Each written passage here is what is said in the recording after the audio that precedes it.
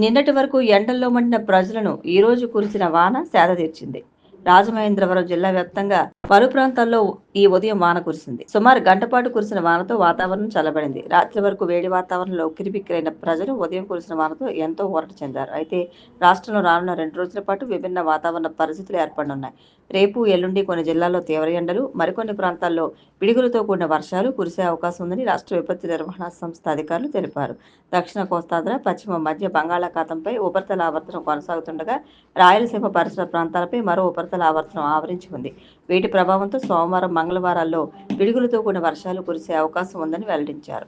శ్రీకాకుళం, విజయనగరం, మన్యం, అల్లూరి, పోలవరం, అనకాపల్లి, కాకినాడ, కోనసీమ, తూర్పుగోదావరి, పశ్చిమ గోదావరి జిల్లాలోని కొన్ని ప్రాంతాల్లో తేలికపాటి నుంచి మోస్తరు వర్షాలు, ఏలూరు, కృష్ణా, ఎన్టీఆర్, గుంటూరు, బాపట్ల, పల్నాడు, మార్కాపురం జిల్లాల్లో, ప్రకాశం, నెల్లూరు, అన్నమయ్య, చిత్తూరు, తిరుపతి జిల్లాల్లో తేలికపాటి వర్షాలు కురిసే అవకాశం ఉందని రాష్ట్ర విపత్తు నిర్వహణ సంస్థ అధికారులు తెలిపారు. మరోవైపు పోలవరం జిల్లా చింతూరు, ఎన్టీఆర్ జిల్లా జీ కొండూరు, ఇబ్రహీంపట్నం మండలాల్లో వడగాల్పులు వీచే అవకాశం ఉందని వెల్లడించారు. ఇవాళ వీరఘట్టం, నెల్లూరు జిల్లా నెల్లూరు పాలెంలో అత్యధికంగా 42.4 డిగ్రీల ఉష్ణోగ్రత నమోదైనట్లు విపత్తుల నిర్వహణ సంస్థ అధికారులు తెలిపారు. రానున్న గోదావరి పుష్కరాలకు ట్రాఫిక్ నియంత్రణ, క్రమబద్ధీకరణకు అస్త్రం పేరుతో ప్రత్యేక బృందాన్ని ఏర్పాటు చేస్తున్నామని, దాన్ని సంప్రదించి తగిన కార్యాచరణ రూపొందించాలని డీజీపీ హర్ష్ కుమార్ గుప్తా సూచించారు. అన్ని శాఖలతో కలిసి సమన్వయంతో పనిచేసి రానున్న పుష్కరాల్లో ఎటువంటి అవాంఛనీయ సంఘటనలు తావు లేకుండా విజయవంతంగా నిర్వహించాలని పిలుపునిచ్చారు. రాజమహేంద్రవరంలోని తూర్పుగోదావరి జిల్లా ఎస్పీ కార్యాలయంలో జరిగిన సమీక్షా సమావేశంలో ఆయన మాట్లాడుతూ పుష్కరాల నిర్వహణకు జాయింట్ యాక్షన్ టీమ్స్ను ఏర్పాటు చేయాలన్నారు. ప్రయాగ్రాజ్లో జరిగిన కుంభమేళాను అధ్యయనం చేయడానికి ఒక ప్రత్యేక టీమును అక్కడికి పంపి తదనుగుణంగా ప్రణాళిక రూపొందించాలని అన్నారు. అన్ని ఘాట్లలో 24 గంటల సీసీ కెమెరాల పర్యవేక్షణకు ఒక ఇంటిగ్రేటెడ్ కమాండ్ కంట్రోల్ ఏర్పాటు చేయాలన్నారు. ట్రాఫిక్ నియంత్రణకు రాష్ట్ర, జిల్లా స్థాయి పోలీసులతో సమన్వయం చేసుకోవాలన్నారు. డ్రోన్ల ద్వారా అన్ని ఘాట్లలో భక్తుల రద్దీని గుర్తించి ఎప్పటికప్పుడు భక్తులను అప్రమత్తం చేయాలన్నారు. రద్దీ సమయంలో అత్యవసర రూట్ ప్లాన్ను సిద్ధం చేసుకోవాలన్నారు. పుష్కరాలకు ముందస్తు ఏర్పాట్లలో భాగంగా ఓఎన్జీసీకి సంబంధించిన హెలికాప్టర్ను ఉపయోగించి జాయింట్ ఏరియల్ సర్వే నిర్వహించాలన్నారు. పుష్కరాల్లో సేవలకు ఎన్సీసీ, ఎన్ఎస్ఎస్, ఇతర వాలంటీర్ల సేవలను వినియోగించుకోవాలని సూచించారు. టీటీడీ అధికారులతో చర్చించి స్నానఘట్టాలకు వచ్చే భక్తుల క్యూలైన్లు, రద్దీపై ప్రణాళికలు రూపొందించుకోవాలన్నారు. పుణ్యస్థానాలు ఆచరించే భక్తులు అన్ని ఘాట్లకు సమ ప్రాధాన్యత వచ్చే విధంగా సోషల్ మీడియా ద్వారా అవగాహన కలిగించాలని డీజీపీ ఆదేశించారు. ఈ సమావేశంలో కలెక్టర్ కీర్తి చేకూరి, అదనపు DG N Madhusudan Reddy, Eluru range IG GVG Ashok Kumar, Thurpu Godavari జిల్లా SP D Narasimhakishore, joint collector Y Meghaswaroop, municipal commissioner Rahul Meena, DIG K Fakeerappa, Kakinada జిల్లా ఎస్పీ బిందు మాధవ్, ఏలూరు జిల్లా ఎస్పీ కె ప్రతాప్ శివకిషోర్, కోనసీమ జిల్లా ఎస్పీ రాహుల్ మీనా తదితరులు పాల్గొన్నారు. రాజమహేంద్రవరం గోకవరం బస్టాండ్ వద్ద ఆధునీకరించిన జిల్లా పోలీస్ అతిథి గృహాన్ని డీజీపీ హరీష్ కుమార్ గుప్తా ప్రారంభించారు. 2027 గోదావరి పుష్కరాల కోసం దీన్ని సిద్ధం చేశారు. అలాగే జాంపేట ఓల్డ్ ఏఆర్ ఆఫీసులో ఏర్పాటు చేసిన నూతన డాగ్ కెనెల్ను డీజీపీ ప్రారంభించారు. రాజమహేంద్రవరం రామకృష్ణ మఠంలో అనుభవం గల అధ్యాపకులతో ఆంగ్ల భాష, కంప్యూటర్, డీసీఏ, టాలీ కోర్సుల్లో మఠం స్వామీజీలతో వ్యక్తిత్వ వికాస తరగతులు నిర్వహించినట్లు రామకృష్ణ మఠం అధ్యక్షులు స్వామి పరిజ్ఞానందజీ తెలియజేశారు. నేటి తరం యువత ఉద్యోగ అవకాశాలు అందిపుచ్చుకోవడానికి కంప్యూటర్ విద్య, ఆంగ్ల భాష సంభాషణ ప్రావీణ్యం ఎంతో అవసరమని, దీనితో పాటు మానసిక ఒత్తిడిని తట్టుకోవడానికి వ్యక్తిత్వ వికాసం కూడా ఎంతో అవసరమని ఆయన పేర్కొన్నారు. దీన్ని దృష్టిలో ఉంచుకొని ప్రతి వేసవిలో శిక్షణ తరగతులు నిర్వహిస్తున్నట్లు పేర్కొన్నారు. ఆంగ్ల భాష, కంప్యూటర్, టాలీ కోర్సులు మహిళలకు ఉదయం 6:30 గంటల నుంచి 8:30 గంటల వరకు, సాయంత్రం 5:30 నుంచి రాత్రి 7:30 గంటల వరకు పురుషులకు వేర్వేరుగా తరగతులు నిర్వహిస్తున్నట్లు వివరించారు. యువ జాగృతి పేరిట యువతకు వ్యక్తిత్వ వికాస తరగతులు ప్రతి ఆదివారం ఉదయం 9 నుంచి 10 గంటల వరకు జరుగుతాయని పేర్కొన్నారు. యువత ఈ అవకాశాన్ని సద్వినియోగం చేసుకుని ఉద్యోగ అవకాశాలు మెరుగుపరుచుకోగలరని రాజమహేంద్రవరం రామకృష్ణ మఠం అధ్యక్షుడు స్వామి పరిజ్ఞానందజీ మహారాజ్ విజ్ఞప్తి చేశారు. ఇతర వివరములకు రామకృష్ణ మఠం కార్యాలయంలో సంప్రదించాలని, అడ్మిషన్లు పరిమితమని తెలిపారు. ముందుగా అవకాశం కల్పించబడనని స్వామీజీ స్పష్టం చేశారు. తూర్పుగోదావరి జిల్లా ఉపాధి కార్యాలయం ఆధ్వర్యంలో నిరుద్యోగ యువతకు ఉపాధి అవకాశాలు కల్పించేందుకు రాజమండ్రి అర్బన్ నియోజకవర్గంలోని మోడల్ కెరీర్ సెంటర్ ప్రాంగణంలో రేపు ఉదయం 10 గంటలకు జాబ్ మేళా నిర్వహించనున్నట్లు జిల్లా ఉపాధి అధికారి కె హరిశ్చంద్ర ప్రసాద్ వెల్లడించారు. ఈ మేళాలో వివిధ కంపెనీల ప్రతినిధులు పాల్గొని ఇంటర్వ్యూలు జరుపుతారని తెలిపారు.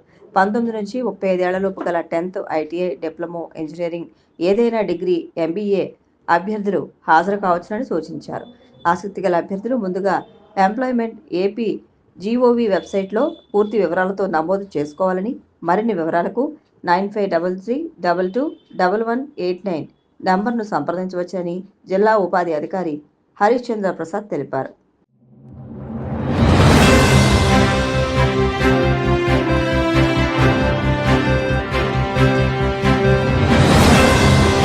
నమస్కారం, మీరు చూస్తున్నది సిసిసి డిజిటల్ 230 న్యూస్ బులెటిన్. ఈనాటి వార్తలకు ముందుగా ముఖ్యాంశాలు.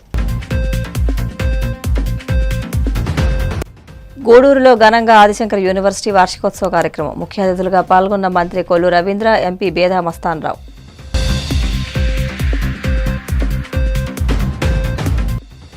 అమరావతి చట్టం పేరుతో ప్రజలను మభ్యపెడుతూ కూటమి ప్రభుత్వం భారీ దోపిడీకి తెరలేపింది. ధ్వజమిత్ర వైసీపీ ఎమ్మెల్సీ బొత్స సత్యనారాయణ. జగన్మోహన్ రెడ్డి అమరావతిని అవినీతి రాజధానిగా చేయాలని అనేక రకాలుగా ప్రయత్నాలు చేస్తున్నారు. AP biodiversity board chairman Neelayapalem Vijayakumar fire. Tirumala శ్రీవారిని దర్శించుకున్న సుప్రీంకోర్టు ప్రశాంతర ప్రధాన న్యాయమూర్తి జస్టిస్ ఎన్వి రమణ. ఆలయ మర్యాదలతో స్వాగతం పలికిన అధికారులు.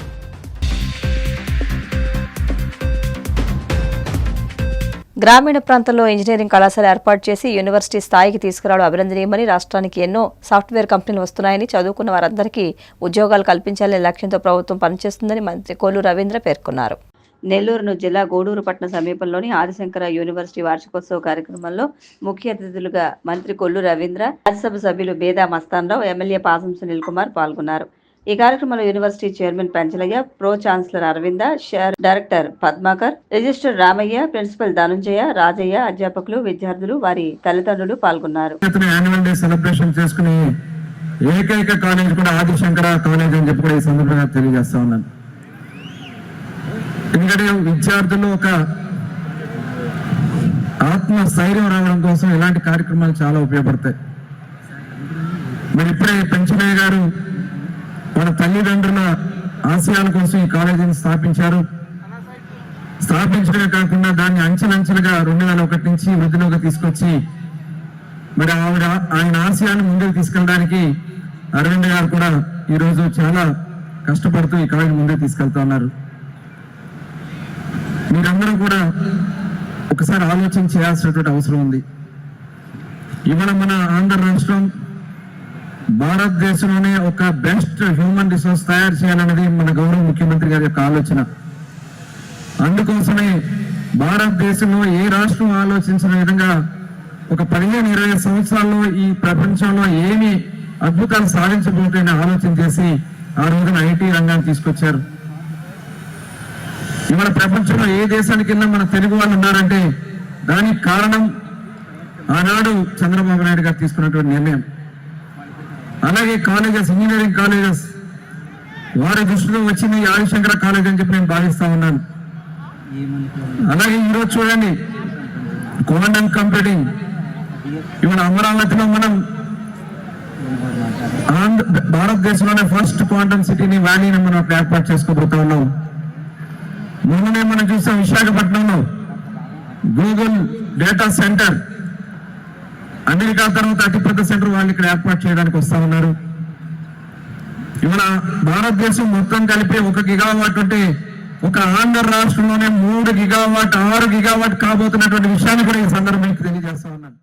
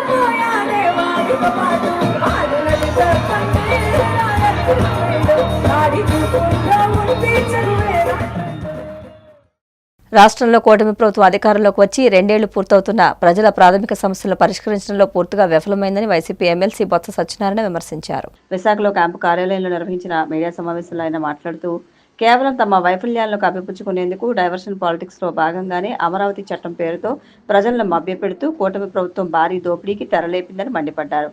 అమరావతి రాజధానికి వైసీపీ వ్యతిరేకం కాదని, ఆ పేరుతో జరుగుతున్న దోపిడీకే వ్యతిరేకమని స్పష్టం చేశారు. ఎన్నో సమస్యలు ఉన్నాయి. ప్రభుత్వం చేయవలసిన పని చేయక, తద్వారా అటు రైతాంగం, అటు సామాన్య ప్రధానికం, వైద్యం అందక,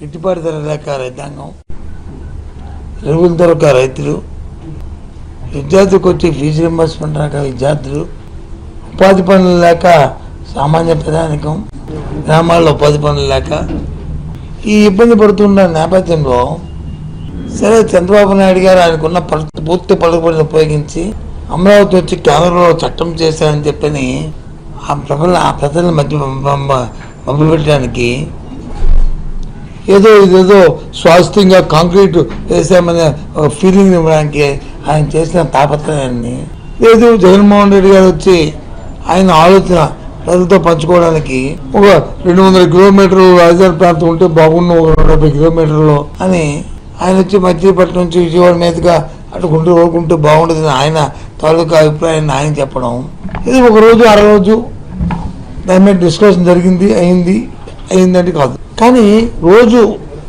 గంటకి అదే పనిగా మొత్తం మీ మీడియా అంతా రాష్ట్రంలో ప్రజలు మరి వాళ్ళు పడుతున్న ఇబ్బందులు పట్టించుకోకుండా, జరుగుతున్న అత్యాచారాలు కానీ హత్యలు కానీ వాటిని మీరు ఆలోచన చేయకుండా, లాండ్ ఆర్డర్ పట్టించుకోకుండా, ఇవాళ చాలా దురదృష్టం ఈ రాష్ట్రంలో ఇలాంటి వాతావరణంలో. ఏమి వ్యవసాయం రైతుల గురించి ఆలోచించి గిట్టుబాటు తెలుస్తుందా? మొక్కజొన్నకు వచ్చి ఎక్కడైనా మన ప్రాంతంలో పడుతున్న మొక్కజొన్నకి ఎక్కడైనా గిట్టుబాటు దొరుకుతుందా? మామిడి పండును కూడా ఇవాళ కల్తీ చేసిన దుస్థితి ఇవాళ కనిపిస్తుంది. ఆరోగ్యశ్రీ వచ్చి అడిగిపోయింది, వాళ్ళకి వైద్యం అంతగా ఎక్కడెక్కడ రావద్దని చెప్పి అని తెలియజేశారు. 2 వాయిదాలు ఉంటే 2 వాయిదాలు ఫీజు రింబర్స్మెంట్ విడుదల చేశారు. ఆ 2 వాయిదాలు కూడా బీఆర్ ఇచ్చారు, బడ్జెట్ రిలీజ్ ఆర్డర్ ఇచ్చారు. ఇప్పుడు వచ్చి చెల్లింపు ఇచ్చేది సగం చేశారు, సగము ఏదో చేశారు, ఇంకా మిగతా బ్యాలెన్స్ ఇంకా ఉంచారు. అప్పుడే నెల అయిపోయింది, 2 నెలలు వచ్చి ఏ వర్గాన్ని గురించి ఆలోచించకుండా ఇదే మాట. పోనీ ఏదైనా చంద్రబాబు నాయుడు గారికి ఉన్న అపారమైన అనుభవంతోనో లేకపోతే ఆయనకున్న పలుబడితోనో పోనీ రాష్ట్రానికి పనికొచ్చిన అంశాన్ని ఏదైనా ఆయన ప్రత్యేకంగా చేశారనుకుంటే ఆదరాబాదరాగా చట్టాన్ని చేతితో తీసుకొని ఓ తీర్మానం వచ్చి మమ్మల్ని మించిన ఓటుతో వాయిస్ ఓటుతో తీర్మానాన్ని చేయించారు. అందులో అదేదో పర్మనెంట్ అనేటట్టు ఎప్పుడైతే పర్మనెంట్ నీకున్న సమయంలో మీకున్న అవకాశంలో ఆ కార్యక్రమాన్ని పూర్తి చేస్తే దాని గురించి ఎవరు ఆలోచన చేయకూడదని మానేస్తారు. అది చేయకుండా ఎంతసేపు ఒకదానికొకటి మాట్లాడుకుంటే దాని ప్రయోజనం ఏంటి?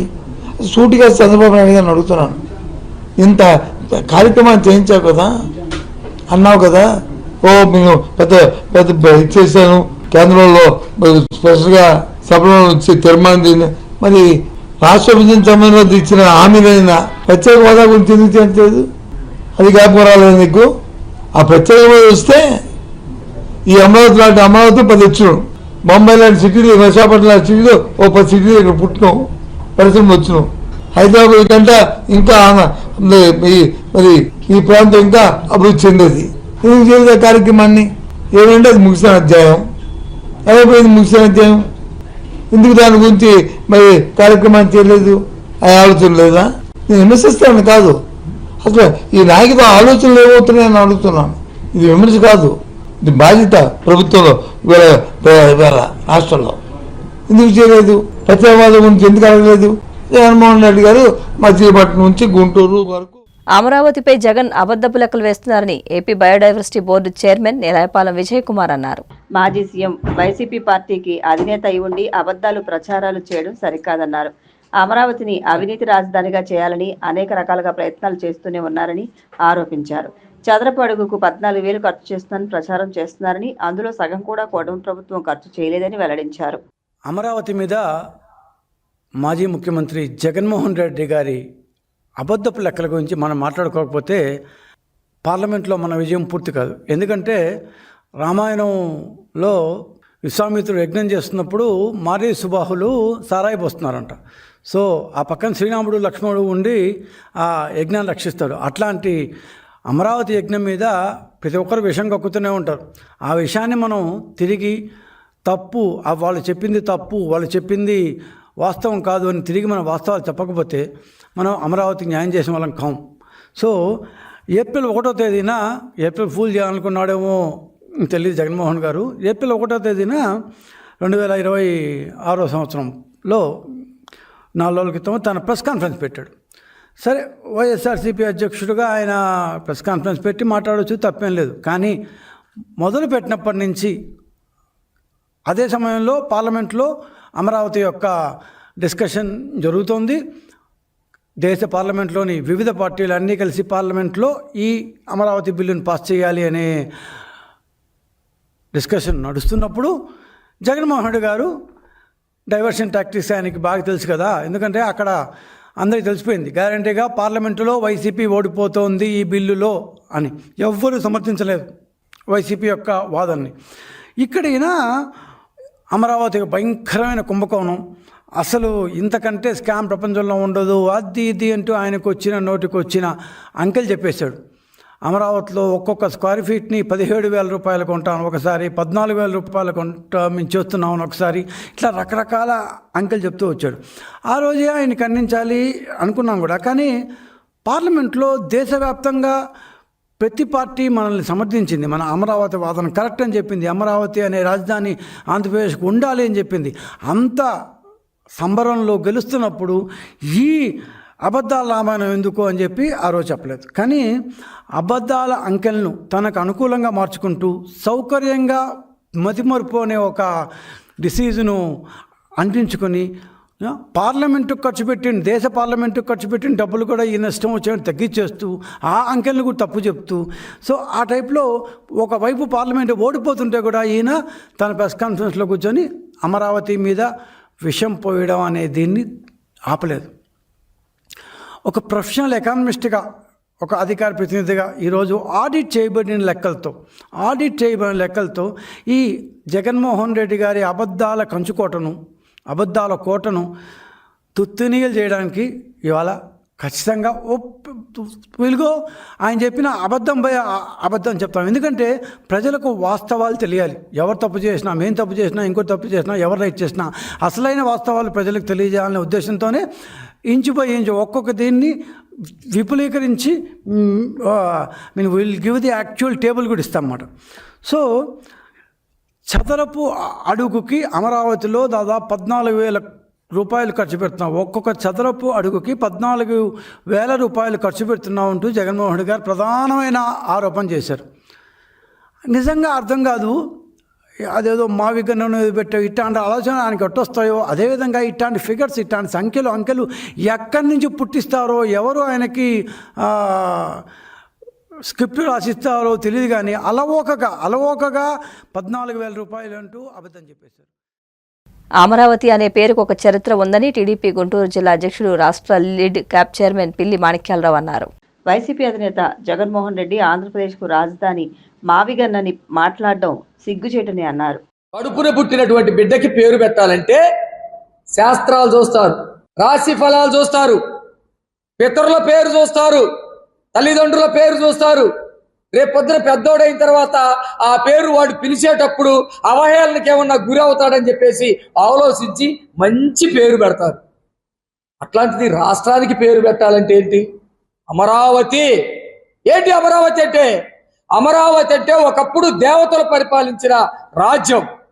అమరావతి అంటే నది ఒడ్డున ఉన్నటువంటి ఒక బండ కలిగినటువంటి ప్రాంతం. అమరావతి అంటే బౌద్ధుడు నడయాడినటువంటి ప్రాంతం. అమరావతి అంటే గొప్ప చరిత్ర ఉన్నటువంటి ప్రాంతం. అమరావతి అంటే మరణం లేనటువంటి ప్రాంతం అని అర్థం. ఇన్ని రకాలుగా అన్ని చూసి చంద్రబాబు నాయుడు గారు టెక్నికల్గా, భౌగోళికంగా రాష్ట్రం నడిమధ్యలో ఉండేటట్టుగా చూసి పెట్టారు. అందుకనే కొన్ని చిన్న కష్టాలు వచ్చినా నిలదొక్కుకొని ఈరోజు బ్రహ్మాండంగా వెలుగొందుతూ ఉంది. రైతులు కేవలం వాళ్ళ కోసం ఇవ్వాల, రాష్ట్ర ప్రజల హక్కు. అలా పేరు పెడతారు. ఏదో మచిలీపట్నం నుంచి విజయవాడకు వచ్చి, విజయవాడ నుంచి గుంటూరుకు వస్తే మచిలీపట్నంలో MA, విజయవాడలో VI, గుంటూరులో GUN మావిగన్ అని పెట్టాడు. అంటే మెంటలో పేరుకు ఒక అర్థం లేదు, ఒక పరమార్థం లేదు, ఒక వాస్తు లేదు, ఒక సిద్ధాంతం లేదు. ఇదా పెట్టేది. అందుకనే నేను ఒకటి పెడదాం అనుకుంటున్నా, జగన్ పేరు, రాష్ట్రం పేరు కాదు. జగన్కి వాళ్ళ అమ్మా బాబులు జగన్ అని ఎందుకు పెట్టారో నాకు తెలియదు. జగన్ అని ఎందుకు పెట్టారో నాకైతే తెలీదు. వాళ్ళ తాత ముత్తాతలు ఎవరన్నా ఉన్నారో ఏదో తెలియదు, లేకపోతే మెంటల్ గార్డ్ అవుతాడని పెట్టారేమో. నేను ఈ పేరు పెడుతున్నా జగన్కి. హెలికాప్టర్ స్పెల్లింగ్ వచ్చి HELICOPETR, హెలికాప్టర్. హెలికాప్టర్లో 2 అక్షరాలు HE. గొడ్డలి GODDALI, గొడ్డలి. గొడ్డల్లో జీవో. అట్లాగే విజయమ్మ, VIJAYAMMA, విజయమ్మ. వాటిలో VI. తర్వాత షర్మిల, SHARMILA, షర్మిల. షర్మిలలో అతను కూడా గుంటూరులో 3 పేర్లు తీసుకున్నాడు, 3 అక్షరాలు. అందుకని SHA అంటే ఇగో విష. దీనికి అర్థమే ఉండదు. జగన్ పేరు ఈ రోజు నుంచి మార్చుకోమను. ఏమని? ఇగో విష. ఏం గుర్తుకు రావాలి? హెలికాప్టర్లో తండ్రిని లేపేసింది, గొడ్డల్లో జీవో బాబాయిని లేపేసింది, ప్రాణం ఇచ్చి పాలిచ్చి పెద్ద చేసినటువంటి విజయమ్మని రోడ్డు మీదకి నెట్టేసింది, సొంత చెల్లెల్ని అంగాంగాలు వర్ణిస్తూ ఆమెకి వేరే వాళ్ళతోటి అక్రమ సంబంధాలు అంటగట్టుతూ ఆమెని ఆవేదనకు గురి చేసింది. ఈ పేరు అయితే ఇగో విష అని జగన్ పేరు మార్చుకుంటే బాగుంటుందని చెప్పేసి నేను సూచిస్తా ఉన్నా. దీనికి అర్థమే లేదండి, పెద్దగా అర్థాలే. మత్స్యకారుల అభివృద్ధి కూటమి ప్రభుత్వంతోనే సాధ్యమని ఆంధ్రప్రదేశ్ సంప్రదాయ మత్స్యకార కులాల సంక్షేమ సంఘాల సమాఖ్య రాష్ట్ర అధ్యక్షుడు నడికుదిటి అర్జున, ప్రధాన కార్యదర్శి చింతకాయల ముత్యాలు పేర్కొన్నారు. విశాఖలో వారు మీడియాతో మాట్లాడుతూ రాష్ట్రంలో మత్స్యకార సామాజిక వర్గంలో గల 14 ఉపకులాలకు వారి జనాభా ప్రాతిపదికన ప్రత్యేక కార్పొరేషన్లు ఏర్పాటు చేసి ఆయా కులాల అభివృద్ధి సంక్షేమానికి పాటుపడాల్సిందిగా ముఖ్యమంత్రి, ఉప ముఖ్యమంత్రి పవన్ కళ్యాణ్కు విజ్ఞప్తి చేశారు. మత్స్యకారులకి అంతవరకు ఇది వేట నిషేధ సమయం. ఈ నెల 15 నుండి మళ్ళా ప్రభుత్వం మత్స్యకారుల్ని 60 రోజుల పాటు సముద్రంలో చేపల వేట చేయొద్దని, అందుకుగాను అంతకుముందు ఉన్నటువంటి ప్రభుత్వం 10,000 రూపాయలు ఇస్తే కూటమి ప్రభుత్వం మత్స్యకార సేవలు అనే పథకం ద్వారా ఒక్కొక్క మత్స్యకారుడికి డబుల్ బెనిఫిట్ ఇచ్చి, అంటే 10,000 20,000 రూపాయలు చేసి అందరు మత్స్యకారులకు కూడా ఈ పథకం వర్తింపు చేశారు. అలాగే సముద్రంలో చేపల వేట చేస్తూ ప్రమాదవశాత్తు మరణించినటువంటి మత్స్యకార కుటుంబాలకి రాష్ట్ర ప్రభుత్వం వాటాగా ఇవ్వాల్సిన 5 లక్షల రూపాయలు ఇంతవరకు ఈ 20 నెలల కాలంలో కానీ అంతకుముందు గత ప్రభుత్వంలో ఏమైనా ఎక్స్గ్రేషన్ పెండింగ్ ఉన్న అన్నీ కూడా ఈ మధ్యనే మన రాష్ట్ర ప్రభుత్వం క్లియర్ చేసింది. ఎటువంటి బకాయిలు లేవు. అలాగే డీజిల్ సబ్సిడీ లీటర్కి 9 రూపాయలు ఇస్తూ ఉన్నారు. ఆ 9 రూపాయల చొప్పున కూటమి ప్రభుత్వం 50 కోట్లు మంజూరు చేసి 35 కోట్ల రూపాయలు మత్స్యకారుల ఖాతాలో జమ చేయడం జరిగింది.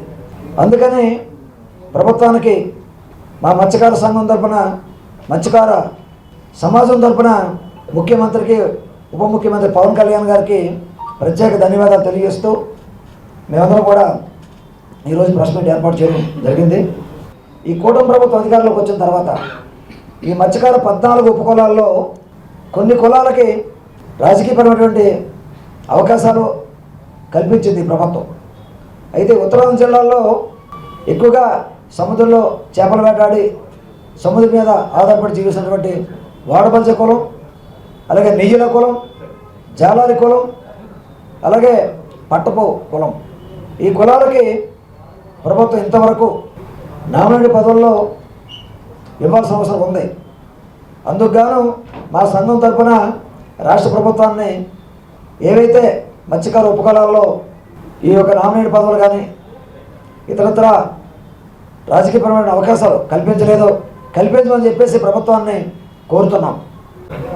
ఈ రాష్ట్రంలో మత్స్యకార కులాల సంక్షేమ సంఘం తరఫున 14 కులాలు కలిసిమెలిసి ఉండాలి అని చెప్పి ఆ రోజు మాజీ మంత్రి నడుకూరి నరసింహారావు గారు పెద్దలు మోపిదేవి రామరావు గారు కూడా ఈ సంఘాన్ని స్థాపించడం జరిగింది. మరి అలాగే ఈ సంఘం యొక్క ప్రతి జిల్లా ప్రతి గ్రామానికి కూడా ఈ సంఘంలో సభ్యులుగా ఉండి సంఘంలో సమస్యలు ఏంటి దాని మీద ఏదైతే ఇబ్బంది ఉందో అక్కడ ఈ సంఘం కూడా పనిచేస్తుంది.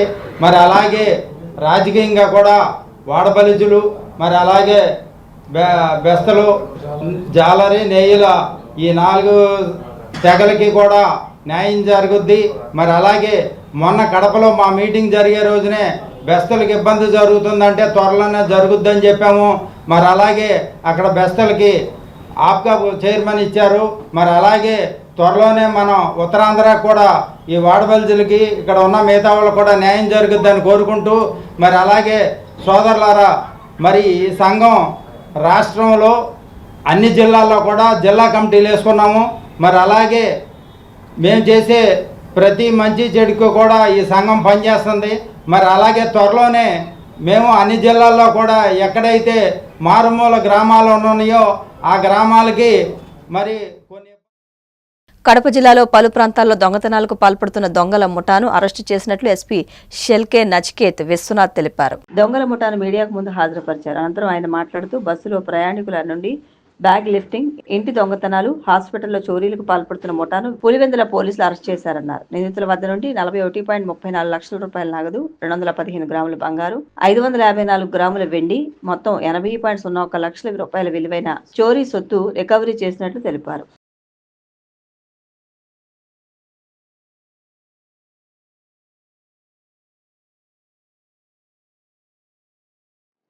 రూటీన్ క్రైమ్ రివ్యూలో ఈవెన్ స్టేట్ లెవెల్ క్రైమ్ రివ్యూలో కూడా మీకు ఐడియా ఉంటుంది. కడపలో కొంచెం 2025లో ప్రాపర్టీ క్రైమ్స్ కొన్ని ఎక్కువైంది.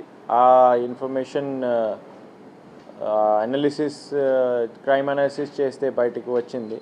ఆ ప్రాపర్టీ క్రైమ్ సంబంధించి స్పెసిఫికలీగా ఒక special strategy Kadapa police prepare చేశారు. ప్రాపర్టీ అఫెండర్స్కి అంతా డిజిటల్లీ మ్యాపింగ్ చేయడం జరిగింది. ప్రాపర్టీ సబ్ డివిజన్ లెవెల్లో అండ్ జిల్లా లెవెల్లో ఆల్ ఆఫీసర్స్తో మీటింగ్ పెట్టి ఈవెన్ సిసిఎస్ యూనిట్ ఒక స్ట్రెంథన్ చేయడం జరిగింది. ఒకే ఉద్దేశం అంటే కడప జిల్లాలో ప్రాపర్టీ ఆఫెన్సెస్ తగ్గించాలి, ప్రాపర్టీ ఆఫెన్సెస్ దొంగ వాళ్ళకి 0 తీసుకురావాలి. దీనికి ఆల్ కడప జిల్లా ఆఫీసర్స్ చాలా కష్టపడి పని చేశారు, ఎఫర్ట్స్ పెడుతున్నారు. ప్రాపర్టీ ఆఫెన్సెస్ కూడా కడప జిల్లాలో తగ్గిపోతున్నాయి. So one of the information నాకు మీకు ఇవ్వాల్సిందే. ఆ ఒక డ్రైవ్లో ఆ డ్రైవ్లో పార్ట్ ఆఫ్ ద డ్రైవ్ ఈరోజు ఈ పులివెందుల అర్బన్ పోలీస్ స్టేషన్లో ఒక మంచి డిటెక్షన్, మల్టిపల్ ప్రాపర్టీ ఆఫెన్సెస్కి ఒక మంచి డిటెక్షన్ చేయడం జరిగింది under leadership of SDP Pulivendula Murali గారు అండ్ ఇన్స్పెక్టర్ పులివెందుల శ్రీరామ్ గారు. సో ఈ డిటెక్షన్ సంబంధించి ఒక ప్రెస్ కాన్ఫరెన్స్ ఈరోజు 3 డిఫరెంట్ టైప్స్ ఆఫ్ కేసెస్ ఉన్నాయి. ఒకటి house burglary, house breaking case. Second ఈ హాస్పిటల్ దొంగతనం, కొంతమంది పేషెంట్ నిద్రపోతే వీళ్ళ దగ్గర నుంచి లిఫ్ట్ చేయడం, బ్యాగ్ లిఫ్టింగ్. అండ్ థర్డ్ అయితే బ్యాగ్ లిఫ్టింగ్, ఏదైనా బస్లో కానీ ఆర్ హాస్పిటల్లో కానీ పబ్లిక్ ప్లేసెస్లో కానీ బ్యాగ్ లిఫ్టింగ్ చేయడం. సో ఈ 3 డిఫరెంట్ కైండ్ ఆఫ్ ఆఫెన్సెస్కి పులివెందులలో డిటెక్ట్ చేయడం జరిగింది. దీంట్లో క్రైమ్ నంబర్ 37/26లో ఈ under leadership of SDPO multiple teams form చేసాము. ఇన్స్పెక్టర్ శ్రీరామ్ గారు ఇనిషియేటివ్ తీసుకుని and Pulivendula all staff initiative తీసుకుని దిస్ డిటెక్షన్ జరిగింది. దీంట్లో మీరు చూస్తే 6 అక్యూస్కి మనం అరెస్ట్ చేసాం. ఈ 6 కూడా సీజన్ ఆఫెండర్స్, ఇంతకుముందే కేసెస్ ఉన్నాయి. 14 ప్రయర్ ఆఫెన్సెస్ వీళ్ళ మీద ఆల్రెడీ రిజిస్టర్ ఉన్నాయి. ఆ 14 ప్రయర్ ఆఫెన్సెస్లో కడప, నెల్లూరు, ఈవెన్ కడపలో కూడా వేరే వేరే సబ్ డివిజన్స్లో, ఈవెన్ కర్ణాటక, తమిళనాడు కూడా వీళ్ళు ఆఫెన్స్ చేసి ఉన్నారు. ఆల్రెడీ వీళ్ళ మీద కేసెస్ నడుస్తున్నాయి. In part of this offence మనమే total 80 lakhs worth property recover చేయడం జరిగింది. 80 lakhs వర్త్ ప్రాపర్టీ విక్టిమ్స్కి మనమే రిటర్న్ చేస్తున్నాము. దీంట్లో gold 215.5 grams worth 37,35,000 gold recover చేయడం జరిగింది. Silver 544 grams worth 1,32,000 and 41,34,500 rupees in cash recover చేయడం జరిగింది. దీంతో పాటు కలియుగ ప్రత్యక్ష దైవం తిరుమల శ్రీ వెంకటేశ్వర స్వామివారిని సుప్రీంకోర్టు విశ్రాంత ప్రధాన న్యాయమూర్తి జస్టిస్ ఎన్వి రమణ దర్శించుకున్నారు. వీఐపీ విరామ దర్శన సమయంలో స్వామివారి సేవలో పాల్గొని మొక్కులు చెల్లించుకున్నారు. దర్శనానంతరం వీరికి రంగనాయకుల మండపంలో వేద పండితులు వేద ఆశీర్వచనం అందించగా ఆలయ అధికారులు స్వామివారి తీర్థప్రసాదాలు అందజేసి పట్టువస్త్రంతో సత్కరించారు.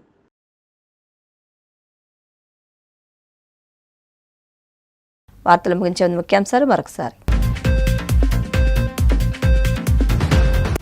గూడూరులో ఘనంగా ఆదిశంకర్ యూనివర్సిటీ వార్షికోత్సవ కార్యక్రమం. ముఖ్య అతిథులుగా పాల్గొన్న మంత్రి కొల్లు రవీంద్ర, ఎంపీ బేదా మస్తాన్ రావు.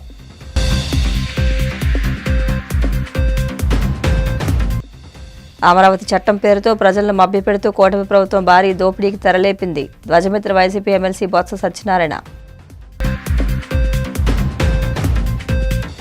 జగన్మోహన్ రెడ్డి అమరావతిని అవినీతి రాజధానిగా చేయాలని అనేక రకాలుగా ప్రయత్నాలు చేస్తున్నారు. AP biodiversity board chairman Neelayapalem Vijayakumar fire. Tirumala శ్రీవారిని దర్శించుకున్న సుప్రీంకోర్టు విశ్రాంత ప్రధాన న్యాయమూర్తి జస్టిస్ ఎన్వి రమణ. ఆలయ మర్యాదలతో స్వాగతం పలికిన అధికారులు.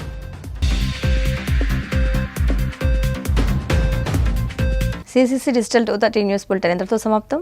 నమస్కారం.